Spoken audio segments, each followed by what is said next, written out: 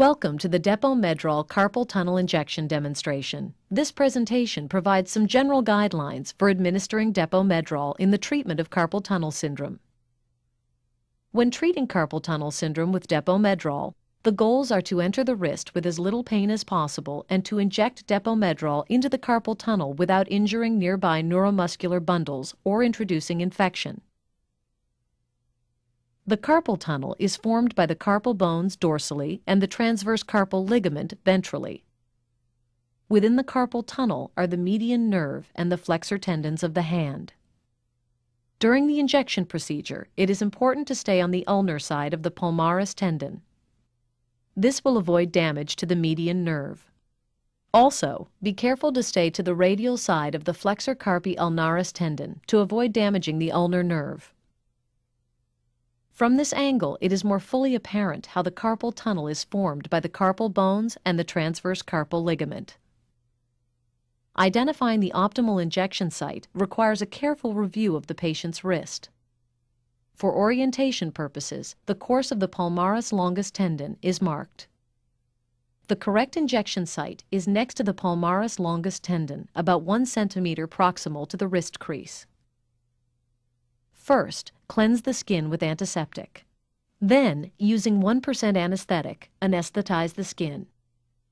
Ask the patient to inform you if there is a burning sensation or electric shocks felt down into the hand during the injection procedure. Using a local anesthetic in conjunction with Depo Medrol is elective. Local anesthesia can help minimize patient discomfort. Note, however, that Depo Medrol should not be mixed or diluted with other solutions due to potential physical incompatibilities, as described in the product labeling. Therefore, if you use an anesthetic agent, inject it before administering Depo Medrol. Always read the anesthetics package insert carefully and observe all recommended precautions. With a 3/4 inch 25 gauge needle, inject the canal at the ulnar side of the palmaris longus and to the radial side of the flexor carpi ulnaris. Angle the needle at about 30 to 45 degrees, going up toward the hand. If resistance is encountered, or if the patient experiences paresthesia, the needle should be withdrawn and redirected in a more ulnar fashion. If the patient does not feel a burning sensation or electric shock, advance the needle into the carpal tunnel. Here, the needle has correctly entered the wrist and has been directed toward the ring finger. Once the needle is properly inserted and the anesthetic has been injected, replace the syringe with a new one containing the proper dose of Depo Medrol.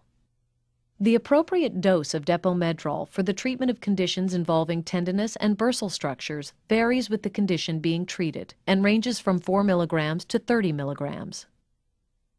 With the syringe containing the Depo Medrol in place, use steady pressure to slowly inject Depo Medrol directly into the carpal tunnel.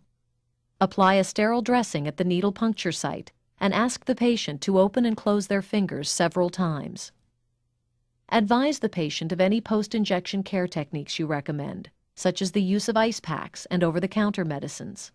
Also, inform the patient of the possibility of a post-injection flare. Such post-injection steroid flare may cause a worsening of symptoms during the first 24 to 48 hours following injection. As with all corticosteroids, side effects may occur with Depo Medrol, including post-injection steroid flare, tendon rupture, and crystal-induced synovitis, as well as hyperglycemia, osteoporosis, psychiatric disorders, myopathy, and growth arrest.